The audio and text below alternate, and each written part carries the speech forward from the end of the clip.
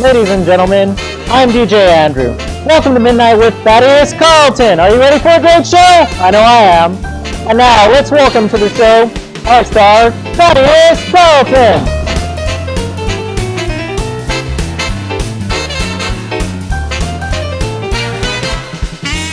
Welcome to Midnight with Thaddeus Carlton. I'm Thaddeus Carlton, and you're not. Today we have Ed Bevilacqua. Thank you. Thank you for coming, Ed. Thank you. I appreciate you letting me be here to talk about our program. Well, you know, it was difficult to get you on the show because you're busier than a one-legged man in a butt-kicking contest, okay? Well, lucky. You're lucky to be busy. Yes. Yeah. Okay? Yes, indeed. And Ed, kind of like what's my line? Can we start off by finding out what you do? Well, what I do is I'm with the school, 22-year-old vocational school licensed in California, and we try to help the less advantaged people become successful. Yes. And specifically, the program that I'm most excited about is our program for ex-felons. Okay. So, ex-felons, those are people who committed serious crimes. Yeah, those are people who went to prison. Yes, not jail. yes.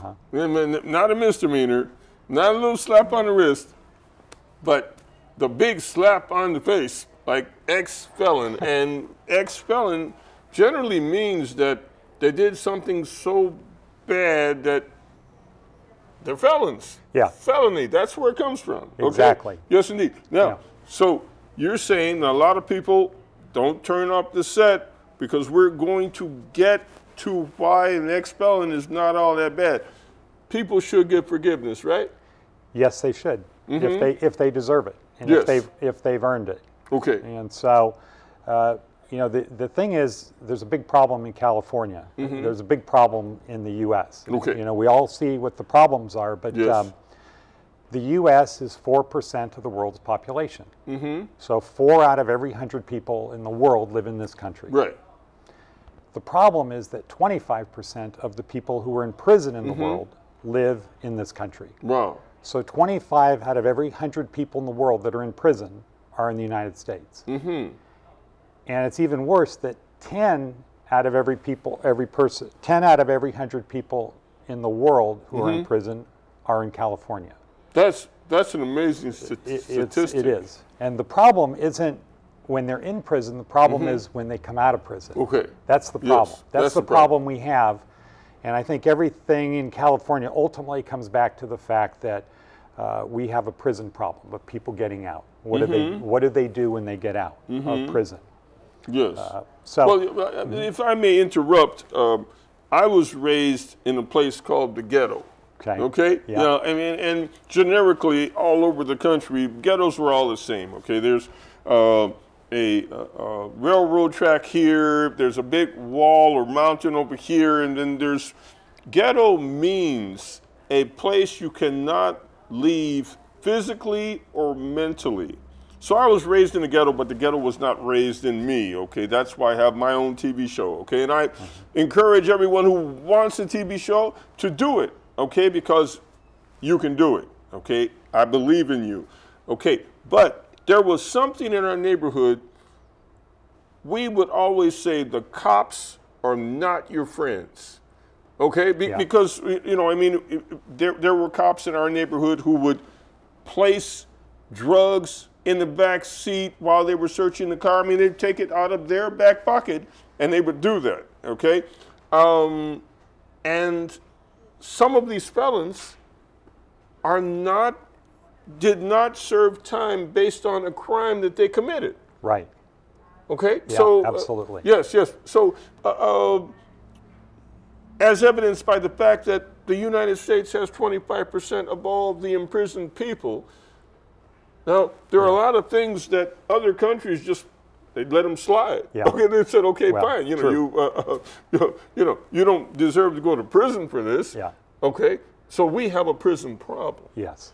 And Ed is trying to solve the prison problem, not while they're in prison, but after they get out of prison. Right. Okay. Yeah. That And that's what the problem is when they get out of prison. Yes. What do you do with them? It's hard to get a job. You know, everybody wants someone else to hire the ex-felon. Sure. Nobody wants to hire the ex-felon. Sure. Because he may steal something, right? Exactly. You Okay. can't trust him. You He's a can't felon. trust him. He's a criminal. He's a criminal. That's why you can't. Yes, indeed. Yes. So the cycle gets created. You get out of prison. You know, as you said, it's easy to get into prison. Right, Some right. cops help Yes, you. yes. You know, they'll do things to help you Yes. get in prison. But and when you're in prison, it's not so bad for the community. But when you get out of prison, it's not good for the community. And so the Navy SEALs say you're only as fast as your slowest swimmer. Right. A community is only as good as its least advantaged people. Right. Not the best people, the least advantaged. Yes, yes. And so if tremendous amounts of people keep getting dumped back into their neighborhoods who don't have any advantages, who can't get work, Right. the result is obvious. Right. Things are going to get worse, Yes. not better. Because, and in California at times, 80% of the people who've been to prison go back. They make it easy to get in to the system. Right. They make it hard to get out. Right. Yes. And so we find that, or we believe that education is the key. You have to become financially secure to break the chains of recidivism. Yes. You have to get a job. But not just any job. Yes. We believe financial security is a result of stable and meaningful employment. So what does that mean? Stable employment could be working at Walmart as a greeter. But very few people when they were 7 years old said, when I grow up, I want to be a greeter at Walmart. Well, or I want to be, sweeping that was the floor. actually my dream, Ed. Was it? Oh, sorry. Next, cut. I wanted to become a greeter at what? No, actually, I did not. And one other point I'd like to add is that when this felon who went to prison, okay, when he's in prison, his goal is not to commit crime when he gets out. Ultimately, there's a lot of the young guys, there is street cred, the perception of, I will be somebody in my community. Right. Or let's go back to this. You mentioned in the beginning you grew up in the ghetto. I grew up in the opposite situation. And you talked about the ghetto becomes part of it. And then I grew up in the non-ghetto. Okay. And when I grew up, the perception was anything is possible. Right. You can be anything you want. Yes. There are no obstacles. Right. What I've learned, and what I've learned also through the school is, there are people who are brought up believing nothing is possible. Yes. Life is harsh, tough, and short. Yes. And any opportunity you get to whatever it is, take it, because nobody's going to give you anything, and you're not going to get anything. And the environment I grew up in, and going to a good school, we didn't have people from the ghetto there. And so we just assumed this is, you're conditioned to believe you can be anything you want to be. But for a lot of people, they're conditioned to believe you can't be anything. They're not going to give you anything, and you're not going to have a good life. So you're saying there are people who believe you have to steal to make it. You're not. If you want something and take something is there, you got to take it. Yes. Because that's what life is. Right. Right. But you're saying that from your environment, you're teaching what you learn in your environment, and the person who was raised in that environment that preached nothing was possible, now you're going to meet somewhere in the middle, right? Well, you're right. And the starting point is you would be the perfect example of somebody who shows that the ghetto is not part of you. Well, thank you very much. I appreciate that course. praise. Yes. But if you start from the premise, and if you go to prison and you come out of prison and people are telling you you're going to be nothing, we're not going to hire you, you're a thief, you're a criminal, right? You start believing it. Yes. And self-fulfilling prophecy, is that it? Exactly. Yes. Exactly. And then you go back to prison, and the cycle starts over, and it becomes intergenerational. So, what we recognized is that, or what our foundation, our program is based on the belief that we have to help you see that things are possible. And the one thing we want you to believe is that financial security is possible. through stable and meaningful employment Wow. as a salesperson, a professional salesperson or customer service. And those... And why sales? Well, at some point, everything around us has been bought or sold. Everything you own, somebody sold. Well, it was probably sold many times through the line. I was taught at an early age that nothing is done until something is sold. Absolutely. Yes, indeed. That's exactly part of it. But we're conditioned as children, or most of the people we run into, it's, I don't want to be a salesman, I can't sell. Of course not. Because that infomercial guy, or the telemarketer, he calls up when you eat. In fact, I had a job when I used to call people at dinner time. Yeah. And they would ask, why did you ruin my dinner by calling me about a sales call? Sure. And I'd say, duh, because you're home eating dinner. Right. You know, that's why I would call them. I don't want to call you when you're not here. People hate sales people. People hate sales and they think they can't sell. They're conditioned. Right, right. They don't like the word no, because when we're little kids, we're taught that the word no means stop. Yes, yes. So when you are trying to go out and sell and somebody says no, what we tell our students is no doesn't mean N-O, it's K-N-O-W. Yes. They just don't know. Right. You haven't given them enough information. Well, that's very good. I should write that down. Remind me after the show. Write that down. No. N-O means K-N-O-W, no. Right. Yeah, and this is kidneys, right there, yes. And go on. So the starting point is you can become financially secure. If you do what our program is, you can become financially secure through stable and meaningful employment. So like I said, stable, working at Walmart, it could be very stable. But most people, other than you, didn't want to work at Walmart when they were an adult. You know, right. Meaningful could be an artist like you are. Okay. But it's not really stable. Most people can't earn a living by being a musician or a painter or a sculptor. It's hard. It's hard work. Sales is stable and meaningful because, as we said, nothing happens till something's sold. Yes. Everything we own, we bought or somebody bought for us, somebody sold it many times down along the line. Every business needs salespeople. And not virtually every business, but many businesses don't care whether you've been an ex-felon. What they care about is, can you sell? Can you make more money for me? Right. Yes. And sales is the type of job that you can do as long as you're alive. Yes. Whereas if you're a plumber, when you get to be 70 years old, you can't turn the wrench. It's pretty tough. Yes, I'm a plumber. You know, yes, indeed. So we teach people a program for financial security through professional sales, and education is the key to that. Wow. Wow. That sounds like it's a good program. Now, we will skip to something. We're talking about men now because men are the only felons out there, correct? Men are not the only felons. That surprises me because, you know, I look at women and I see, well, you know, she couldn't be a felon, okay?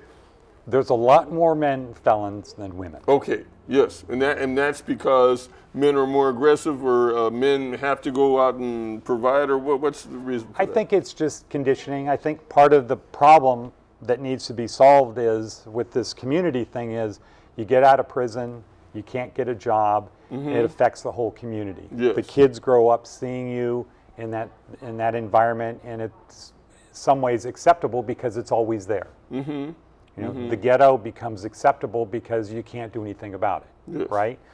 Other than you yourself pulling out and doing something else. Get your act together and get out of there. Yeah, but the ghetto isn't going to go anywhere. No, ghetto's still there. Yeah, yes, and indeed. So it becomes an intergenerational thing. And sometimes when the people from the ghetto move out of the ghetto, they take the ghetto with them. You know, yes, right. Indeed. No, not to say anything bad about the ghetto, because, you know, I love minority people. I love black people. I was raised by a black woman, okay? Life is beautiful in the ghetto. There are a lot of great, the way of life, the family way of life, well, at least when I was raised. Now, sometimes there's a gang way of life. There's a way of life that is more related to crime. However, The people in the ghetto are still good people, but Ed is here to show us how to educate the good people in the ghetto who have had some problems in their lives. Yeah, and to that point, Thaddeus, as you were saying, a lot of the police that go into the ghetto do things to arrest people who are in the ghetto. Most of the people in prison come out of, are less advantaged, and that's just part of the cycle. It's not, most of the people who go to Stanford don't end up in prison. Right, yes. There are some places in San Diego. Another point to take. There are some places in San Diego where a high percentage of the people who grew up there do go to prison. And it's not socially unacceptable, but it's not that that's what they do. You mentioned San Diego. Is that an especially bad ghetto? No. San Diego's not bad. That's where I lived before going to okay, Las Vegas. because you mentioned San Diego. You know what I'm saying? Does it stay away from San Diego? No, I can't talk about where you're from. Okay. I can't talk about LA. Okay, all right. So I know a little bit about San Diego. Yes. But so the people who come to our school don't wake up in the morning and say, should we go to Stanford or Larson Training Center? Right. There you go. That's LarsonTrainingCenter.com. Yes. Yeah, thank you. We get the people who are motivated to become financially secure, and they're willing to do what it takes to get there. And they're the people who are less educated.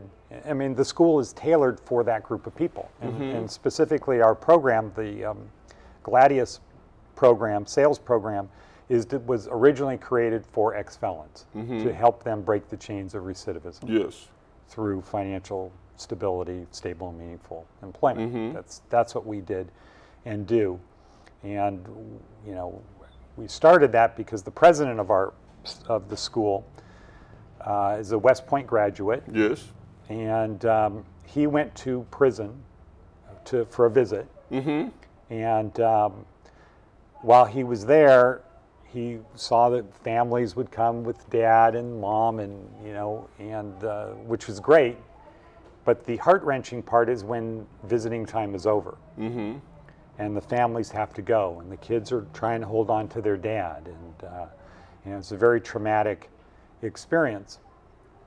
And so after seeing that, our president said, Ed, we have to do something about this, because those kids will grow up stigmatized or affected by that environment. And then what we've talked about is when the dad gets out of prison and comes home, it's hard for him to get work, get a job.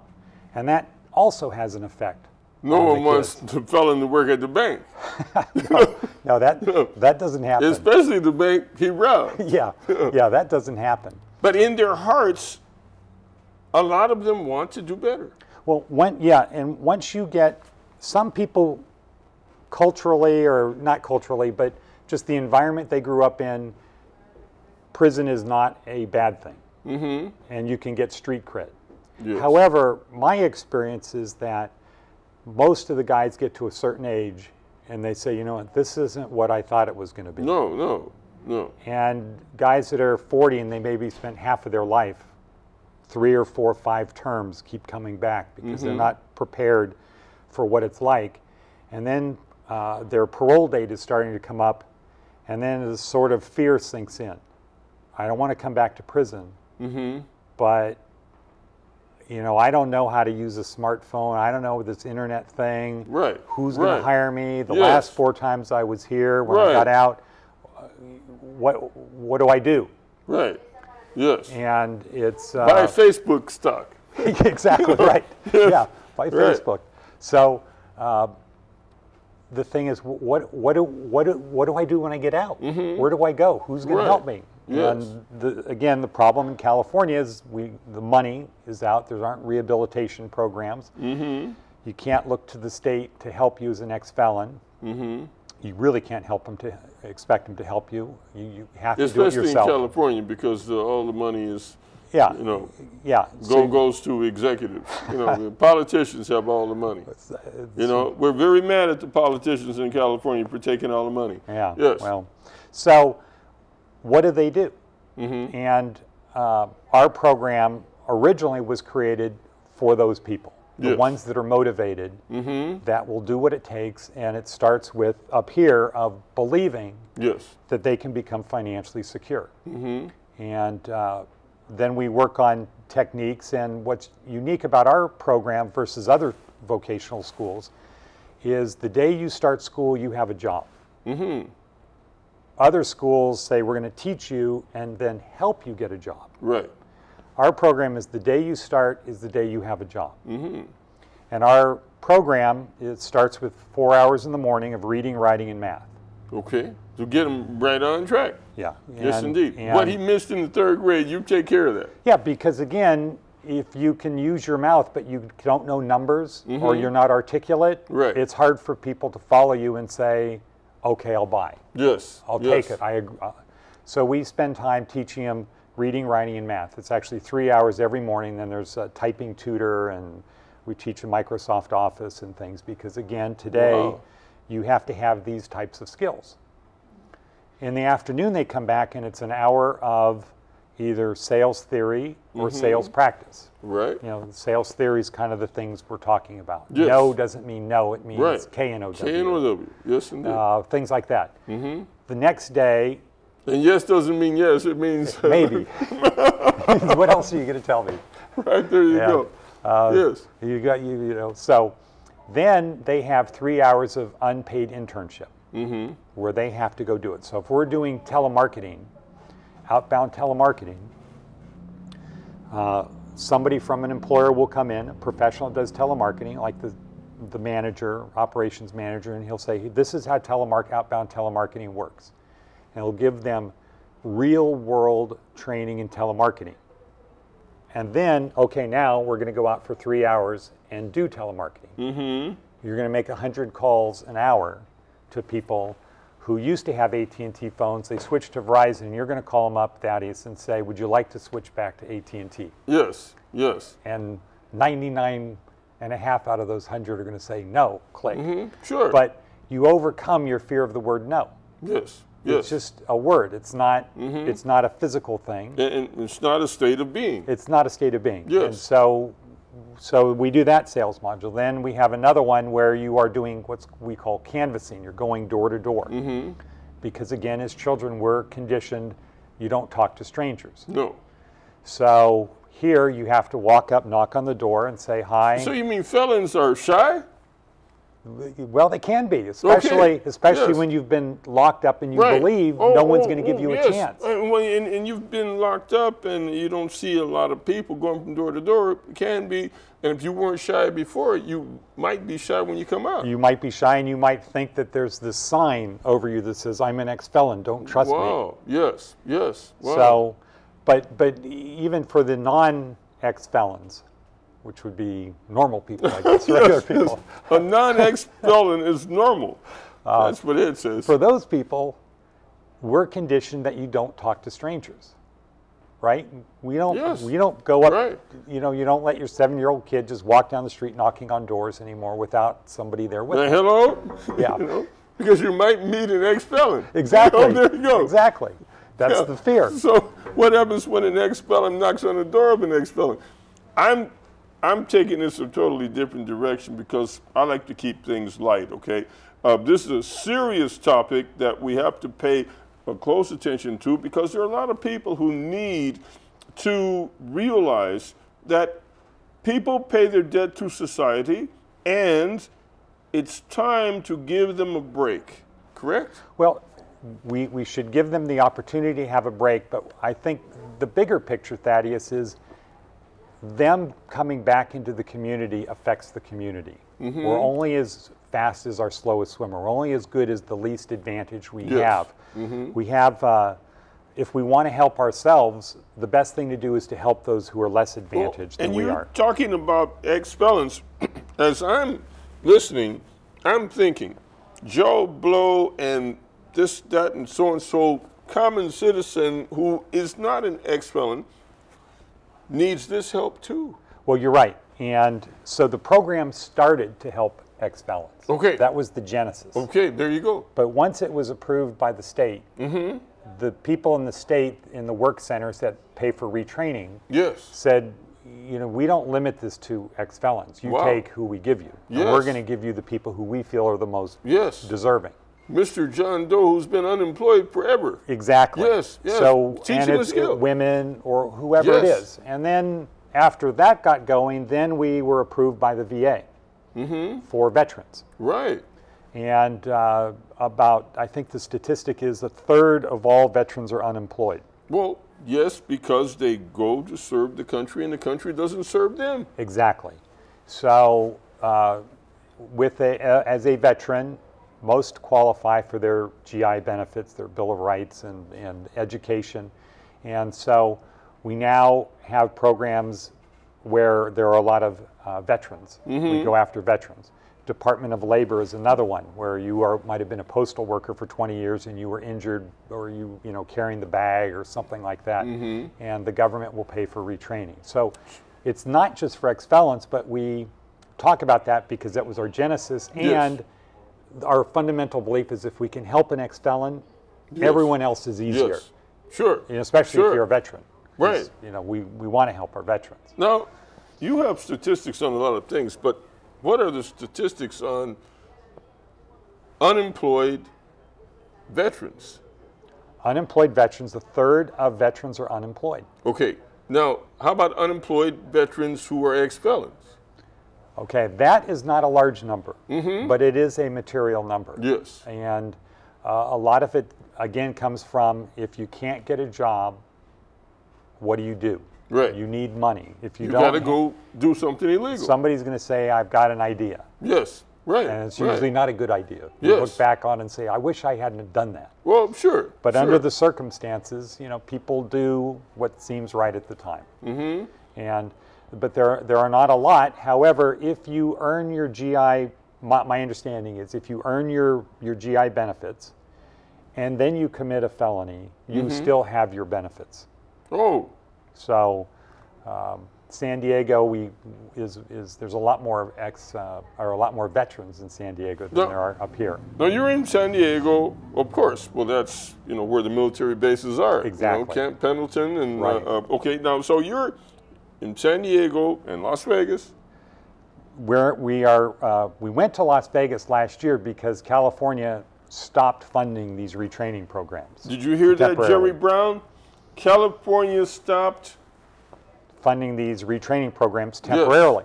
Yes. Right. For about 5 months. Okay. Well, so is it back on? It's back on. Okay. Yeah, So now you're in San Diego, Las Vegas, and Santa Fe Springs? Santa Fe Springs here in LA.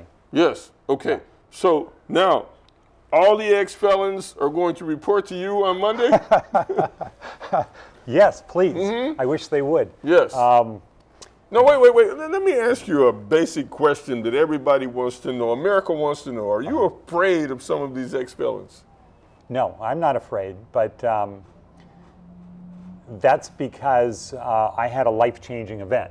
You know, I said our president went to visiting at camp, and then he said, "Ed, we got to do something about it." What I got sidetracked was, I didn't say who he went to see. He came to see me in prison. Oh. And so I got mixed up with some things that were not good, and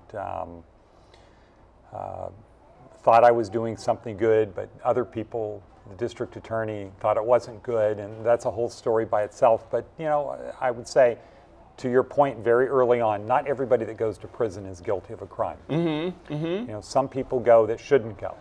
Okay. And no, let's go back to that. Now, your crime was white-collar crime, though. my crime was white collar. Okay. Now, white-collar crime is just not that's not killing someone when you're wearing a white shirt. Okay. White-collar crime, that's what business people do. Okay. So, and now you were placed in a situation where you were communicating with hardcore. Yes, I mean the system is first of all, I spent 8 months in jail trying to get to trial. Okay. And jail and prison are completely different. Jail is run by the counties. Yes. And it's generally you're there before you go to trial. Okay. And it's a very dehumanizing experience. Prison is after you've been convicted of a felony. And that's a party. Well, it seems like that compared to jail. Compared to jail. In jail, you have a strap around your wrist with a barcode, and you're called a body. You're not called a person. Oh. They don't treat you as a person. In my 8 months that I was there, I got outside 4 times for 2 hours, maybe an hour and a half at a time. The correction officers for prison, it's their job. They do it. You know, they just do their job. They go to work, they do their job. They don't want hassles. They don't want stress, and then they go home. Yes. The people in the jails seem to enjoy their position. You know, kind of more like the people you talked about, the police officers that plant evidence on people. Yes. I think you work in a jail because you want to. You become a correction officer because it's good money. And the union supports the governor. So the jailers are devoted to what they do. Yes. Yes, indeed. Yes. Yeah, They're committed. Yeah. And making your life miserable is their right. And now we've hit a point where education amongst jailers and education amongst the local government would be nice to keep jailers and cops on the street from being so mean.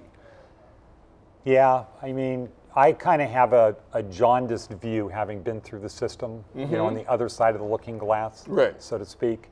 So I can't really think. I was raised to say, if you can't say something nice, don't say it. Oh, okay. So I can say a lot of good things about firefighters, and I spent most of my time in prison in fire camp. Oh, okay. Which is really like, it's a labor camp. But it's for the correction officers, it's their job. Yes. That's what they do, and right. the fire captains, you know, they're devoted and committed to putting out fires. Yes. And it's just that the inmates, that's the labor that has to scrape the ground and, you know, spend tremendous amounts of energy doing labor.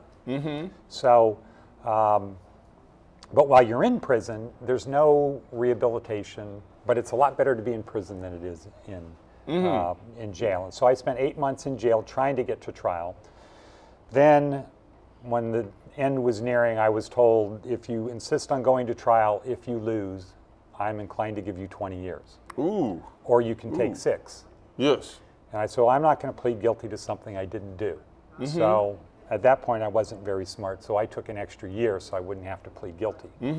So I got a 7-year term and did almost half of that. And you know what I would say, Thaddeus, is when the judge says, if you insist on going to trial and if you lose, I'm inclined to give you 20 years, you don't think about the merits of your case. You think about the commitment of your attorney. Right, right, yes. You know, because it's not about the facts, it's about his presentation. Well, you know, I had a friend who was falsely accused of something. And what happened was I went down to look at his defense. And he had a guy they call the public defender. Yeah. Okay, public defender can't defend anything.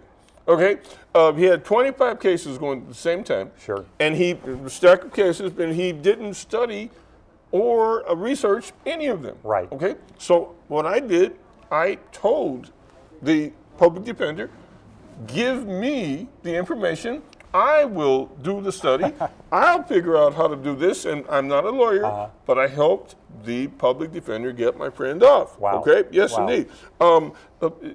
Public defender is not the way to go. So when we have this thing in law, you know, well, I remember on the show Dragnet, you know, you're, right. You know, you have the right to remain silent. You have the right, you know, if you can't afford legal, right. You know, we'll give you a legal representation. No.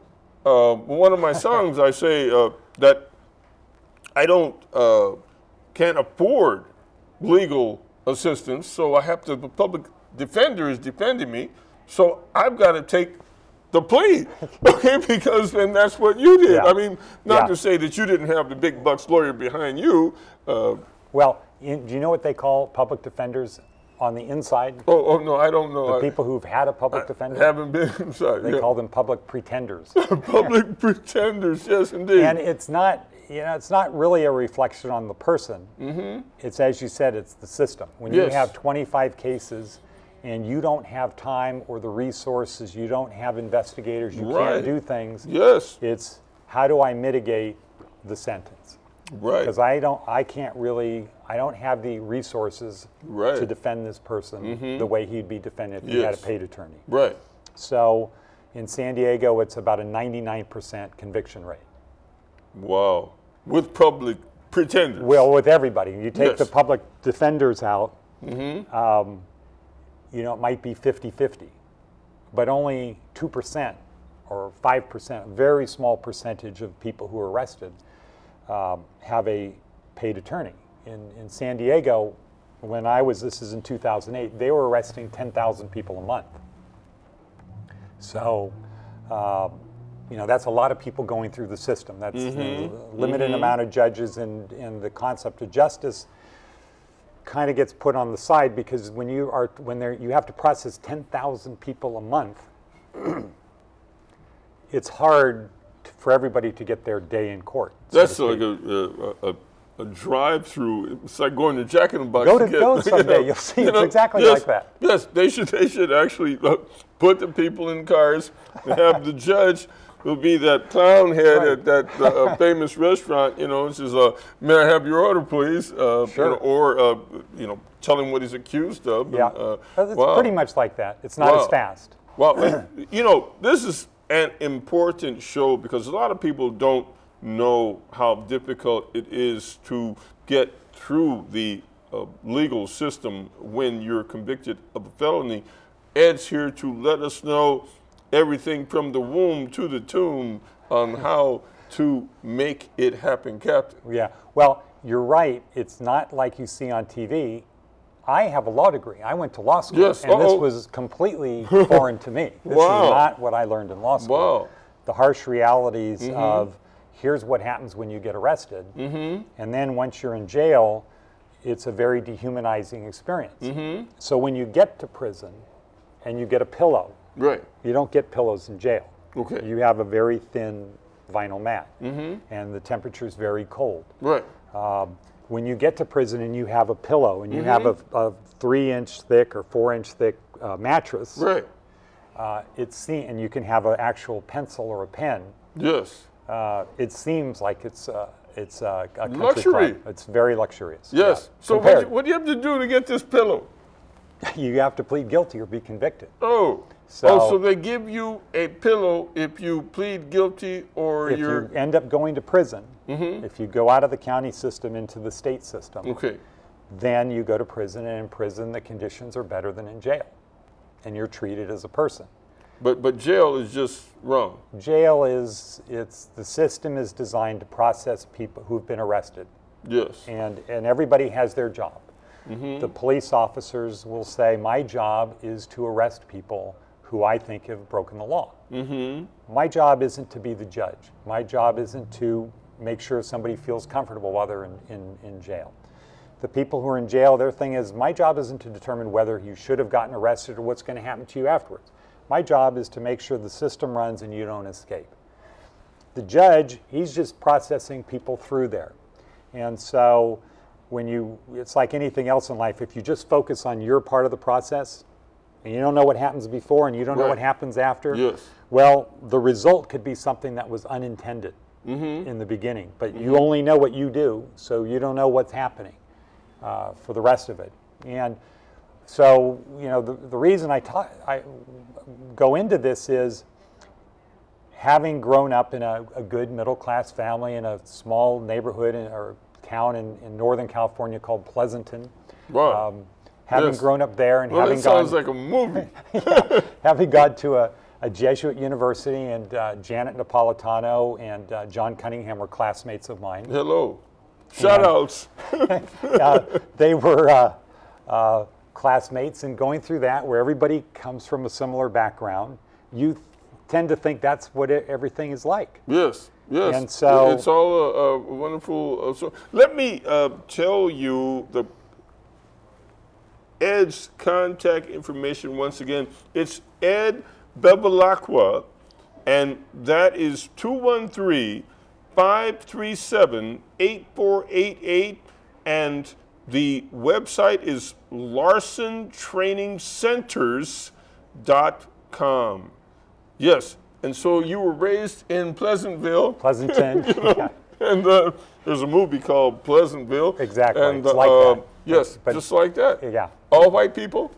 Pretty much. There you go. Yeah, there when you I go. was there, No, pretty much. nothing against white people. You know, you can send your letters to, you know, the station. But, you know, that to me means people who don't know much about minorities, and minorities seem to know more about jail. Exactly. Okay. And so for me, having grown up in this environment, having gone to a good university, Right. having gone to law school, Yes. and then my life getting completely changed and being on the other side of the looking glass, as I call it, Yes. and seeing how bad the system is, that it is not, it's a structural problem. And it goes back to what I said in the beginning. You know, too many people are going to prison, too many people are coming out of prison, and they go back into the community, and the cycle just starts over and over. So to me, with my background, education is the key. Yes. Yes. The key to financial security. And it's on-the-job type training. It's a vocational education. We're going to get you a job. We're going to teach you to succeed in that job. We're going to help you get better jobs in the future. And these are jobs that you can do into your 80s, 90s, where, and sales is a job where the more experience you have, the better you are. It's not like, as we talked about with the plumber, that once you can't turn the wrench, you know, you're not a better plumber. Yes. You know, sales, Yes. you can continually get better, and there's a sense of pride in it that everything ultimately is sold.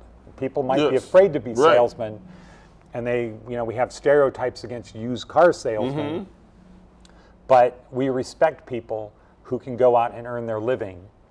And our litmus test, when we're done, our litmus test is, are you well enough trained through our program that you can go onto Craigslist under sales and marketing, where there are hundreds of commission-only jobs, where you can select a commission-only job and be successful doing it. Yes. Get that job. If we can train you to the point where you can go on Craigslist, choose a commission-only job that you want, and be successful, then we know we've done it. As well as many other LA Times or any other Any of those publications. yeah. Like, boom. Any of those. Can you go out there and do it? Can you do Yes. it? And Yes. we think that you know, we're becoming conditioned to be a consumer society now. Go get a job. You know you're going to get a paycheck, and then go buy something that you're conditioned to believe you need. Yes. And don't worry about if it was a good decision or not, because you know as long as you're at work, you're going to get a paycheck. If you have a sales mentality, you're more trained in terms of value, giving Right. value, getting value. Yes. It's not about, I don't need to worry about, I'm going to get a paycheck next week or in 2 weeks. So now it's, you know, I have to go out and provide value to somebody, enough value that they'll write a check to buy something. And so when I buy something, I want to make sure it has value, and do I need it? So you're changing them from the average mentality of people. Because the average person just wants a paycheck, just wants to make it till next Friday. Yeah, Okay. I think that's part of the consequence of the structural problem we have that needs to be changed. And so, you know, the manifestation is there's too many people going to prison. Yes. And it's not going, it's coming out that creates the problem. Right. And how do you solve the problem? Because nobody's just going to give them a paycheck. But I think, Thaddeus, that if more of our society was on a commission basis, if you had to go out and actually, you got paid because you produced, our society would be better. Yes, I think it would be. Yes, it would. You know, and you mentioned crimes of opportunity and how people get into things first. You know, they don't realize that. Well, they know it's bad, but you know, I know sometimes someone will come to me and they'll have a negative opinion of me because I'm black. You know, so I rob them. No. You know, but you know, it'd be. But you feel like doing something. I mean, it's like, wow, you know, they're treat me better. You know, Right. you know, there should be a positive feeling, a positive vibe about everyone you meet. Let people become who you respect or disrespect by how they treat you. Don't have a pre-formed opinion of that person. You know, I sometimes I let people know all the time. I say, well, you know, a lot of my brothers in South Central, they have degrees. Mm-hmm. But when they go out to apply for jobs, and these are people who are not ex-felons. Right. But when they go out to look for jobs and they can't find a job, sooner or later they're going to do something that is, they've got to support themselves or their family anyway. Right. So necessity, so it's not just with ex-felons. It's a lot of times it's people who are just discriminated against for one reason or the other. Sure. No, you're absolutely right. There are, I met a teacher who was laid off. Yes. Couldn't get a job. Mm-hmm. Lost his house. Yes. Lost his wife. Lost his family. Well, yeah. Out no on money, the street. no car. You know the song, Bust a Move. You know, got no money, got no car, got no woman. There you are. Exactly. Okay? That's exactly. It. And so life can change. But when the guy understood that through our program, if he was a professional salesman, mm-hmm. he wouldn't have to look for a job. He wouldn't have to depend upon somebody because he would go out and say, why should you hire me? Mm-hmm. Not because I have this skill or that skill or this other skill that 22 other people have. Yes. Because I can make you money. Yeah, that is, you know, I tell people that all the time. I say the reason why I've been gainfully employed all of my life is because I can make money for you. I don't, back in the day when I had to ask people for jobs, I did not go out asking for a paycheck. I went out to let them know what I could make for you. Right. Okay, yes, because anyone can receive a paycheck. Yeah. But I realized in order for my employer to pay me, I have to make more money than he's giving me. Right. Yes, because he didn't get in business to make me rich. Yeah. He's in business to make himself rich. Exactly. Yes, indeed. Yeah. So your program is about making employers rich by hiring the people that you train. Exactly. Yes. So everyone, call Ed Bevilacqua at 213-537-8488. That's LarsonTrainingCenters.com, because he's doing a good thing, okay? Correct? I try. Mm-hmm. Yes, indeed. And we need to get you out there to give some classes to our people. See, he's asking me that question with 2 million people watching. I would love to do it. I mean, because that's an opportunity to let people know, because I'm always philosophizing about what you need to do to make it happen. And you've done it. Well, thank you very much. I appreciate that confidence in me. That's the whole thing. People have to eat, okay? People have to, and if you want to help people eat, you want to help people, you know, I take food to the homeless 3 times a year. And people say, you're such a great person for taking food to the homeless. And I say, no, they need to eat every day, okay? Yes, but the last time I was there, I noticed there's a new homeless guy. Okay. He's dressed like you, okay? He's dressed like me. He's coming down to get food for his family, because the economy's bad, okay? And he makes visits to Skid Row so he can make, the times are bad. Yes, indeed. Thank you very much, Ed, for appearing on the show. Thank you for letting me be on the show. Thank you, America. See you next time on Midnight with Thaddeus Carlton.